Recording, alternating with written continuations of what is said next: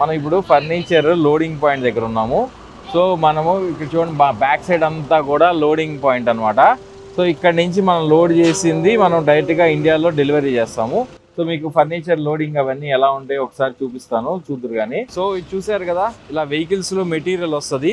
Material వచ్చింది డైరెక్ట్గా loading పాయింట్లోకి loading వస్తాయి అనమాట. ఇక్కడ జాగ్రత్తగా లోడ్ చేపిస్తాం ప్రతిదీ. ఇది గవర్నమెంట్ ప్రొవైడ్ చేస్తుంది అండ్ ప్రైవేట్ సెక్టర్ రెండు ప్రొవైడ్ చేస్తారు. మనము వాళ్ళకి రెంట్ కట్టాలి. లోడింగ్ టైంలో రెంట్ కట్టేసి మనం అన్ని లోడింగ్ పెట్టేసుకొని వెహికల్ వచ్చినా కూడా ఆ వెహికల్స్కి కూడా అమౌంట్లు మనమే కట్టాలి. ఇదంతా ప్రాసెస్ అంతా మేమే చూసుకుంటాము, మీకేం సంబంధం ఉండదు. జస్ట్ మీరు మెటీరియల్ కొని వెళ్తే మనం డోర్ డెలివరీ చేస్తాం. సో చూడండి, మనది ఆల్రెడీ లోడింగ్ స్టార్ట్ అయిపోయింది ఎప్పుడో.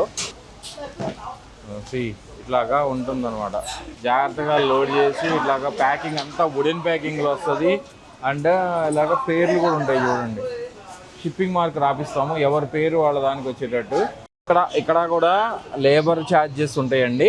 మనం మొత్తం లేబర్ ఛార్జ్ పే చేయాలి. ఇక్కడ అంతా కంటైనర్స్కి వాళ్ళు వాళ్ళే మొత్తం సర్ది జాగ్రత్తగా పెట్టేస్తారు. ఎక్కడ ఇబ్బంది లేకుండా మొత్తం వాళ్ళే చూసుకుంటారు అవన్నీ.